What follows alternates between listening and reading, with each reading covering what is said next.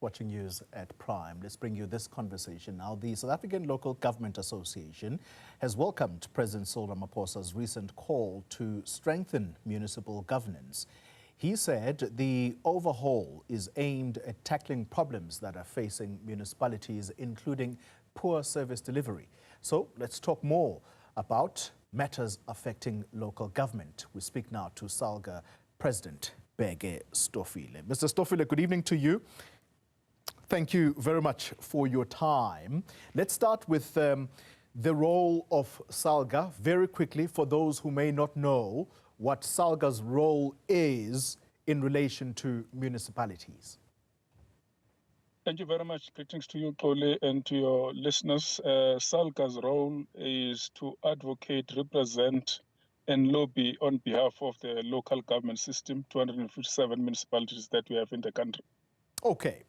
Now, I want to extrapolate the words of President Ramaphosa on Thursday, and this is part of what he said when it came to local government. As the sphere closest to communities, municipalities require stable leadership, professionalization, and a sustainable funding model if they are to fulfill their constitutional mandates. Which of those three elements that he points out in that statement has resonance for you as a body that speaks for municipalities? Three of them, to us, Tole, they resonate very well with us because we understand that local government, to be where it is, the first thing that we have made as a mistake as a country, after amalgamating and consolidating municipal system out of 1,200 plus in the Republic, the first thing that we have done, we introduced tenderization. And that process, you then hollowed out the skills. And if you look in before we arrived to local government democratic elections, the skill set that were in the municipality were at least sufficient enough to serve the communities at the time. What we have not done over that period is to build that capacity. And what we have done is to then hollow out that capacity. And now it is good if we think about professionalization of local government.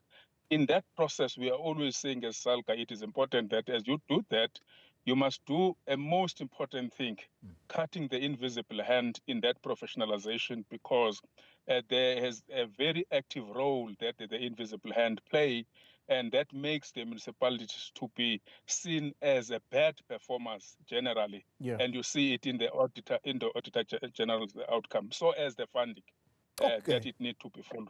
Okay, I think what I understand or surmise from that statement from you now is specific to the tender system. What are you saying about the tender system? Should it be done away with?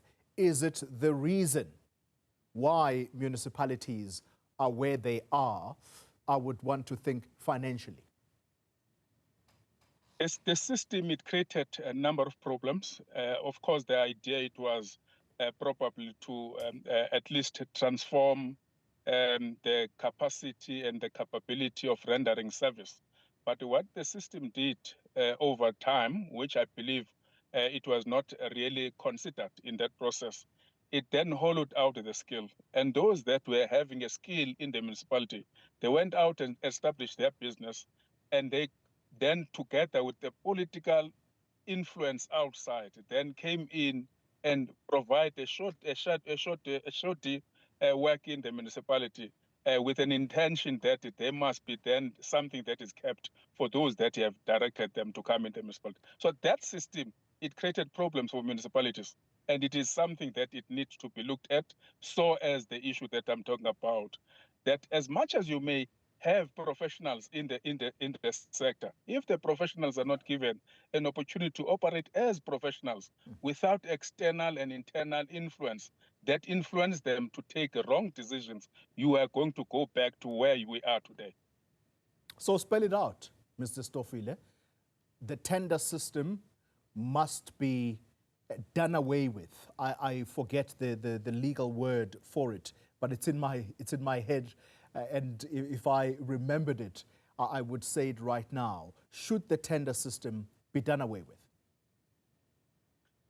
It's one of the things that in the professionalization process, because I will assume that when you recruit suitable, qualified professionals, your intention is to professionalize because you are insourcing the skill and the capacity that you assume is not there.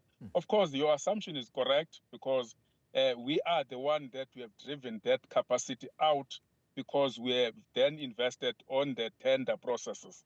And that is why, generally, if you look into the municipalities throughout the country, that have a significant problem, and that is why you see in the Auditor General's report a concern that is raising with the process in which municipalities are using consultants in the process. So you bring consultants, you throw the skills outside, and then you employ somebody in the institution with that somebody bringing a consultant outside.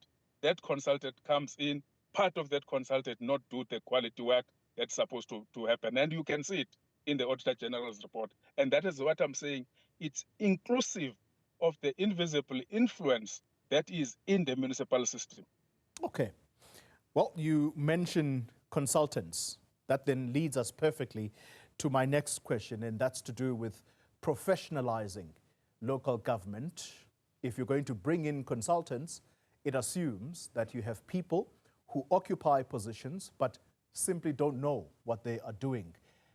Incompetence is what we are dealing with here. Why is it that time and again there is a conversation about people in municipalities who are employed but they have no clue of how to execute on their jobs? The biggest problem actually is that it is the same people who bring those people into council, into municipality, and then they ask a question, why do we have incapacity? And the question is how those people arrive there. If you look into the system that we are using in South Africa, which is a political system, political parties contest elections in municipal elections or any other elections.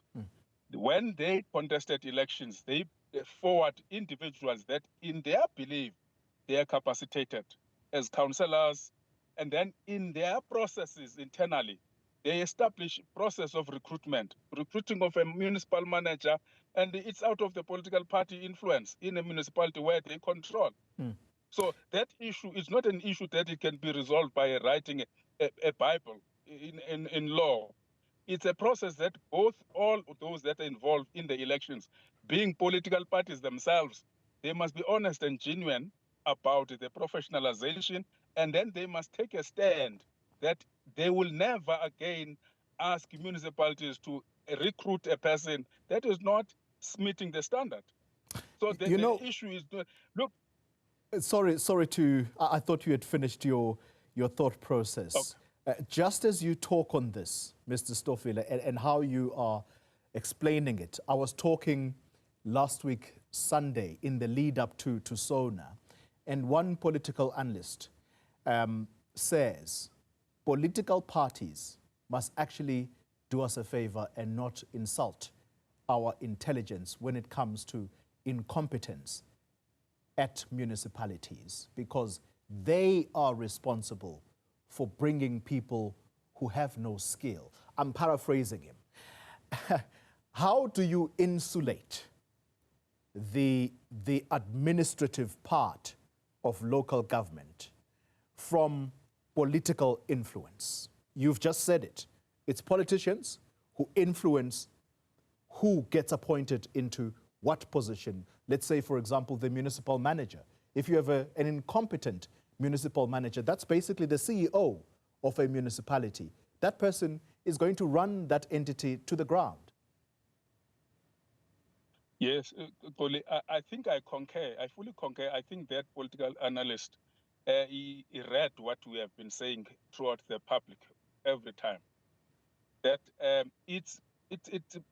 councillors are not contesting elections. It's political parties that are contesting elections. What is bad is that political parties, they turn their back when the municipalities are not performing and ask, how did we arrive at this point? Whereas these political parties, that they appointed councillors, they appoint and influence significantly the appointment of municipal manager, the appointment of CFO, the appointment of director, this structure, that structure. It is political parties that are influencing that. In all of them, irrespective of which political party, all of them, they influence who must be employed in a municipality, because in their thought process, that person that must be employed, it must drive their program. Well, if you... Yeah, please go ahead. Continue. Let me make you an example. At one point, as Salga, we then said, looking into the inability of municipalities to raise revenue, and the revenue is shrinking, and then we launch a program, says Asishoke. And we then said it is important to collect where we need to collect. And one mayor told me of one political party that I can't, because I receive a call that I must not collect. And that mayor is receiving a call. And what will he then said to a municipal manager in that area? Receiving a call from a political leader. He is political leader that says, no, don't do that. So I'm saying the issue of capacity, incapacity, whatever you want to call it, it lies to political parties. You may write a law. The law won't resolve your problem. The politics must resolve the problem. Political parties must accept that. Can I try and put into practicality what you are suggesting to us? That if indeed President Ramaphosa is to be taken at his word when he says municipal officials who continue to do wrong are going to be criminally charged. Based on what you are saying, political parties are the very same people that influence administrators, i.e. a municipal manager, to do wrong things. President Ramaphosa leads a political party. It's called the ANC. Are you saying that it's a false promise, what he has suggested here, that people are going to be charged? Because if that's the case, many municipalities around South Africa are run in part by the African National Congress. So should we take him at his word, or he is merely politicking, especially given that this is an election year? I'm saying, Colin, any council throughout the country, 257 of them, are led by political parties. Individuals that you find in council are as a result of political party influence. And that influence doesn't end at the point of appointing and establishing a council. It goes up to a point of appointing a key strategic officers in the municipality. And then that is why I'm saying we can't say and turn our back, there's no capacity. We knew when we asked a particular municipality to appoint a particular officer in the municipality. We know that. And you can also read, recently there was a hullabaloo and a debate about the incapacity of CFO in the municipality.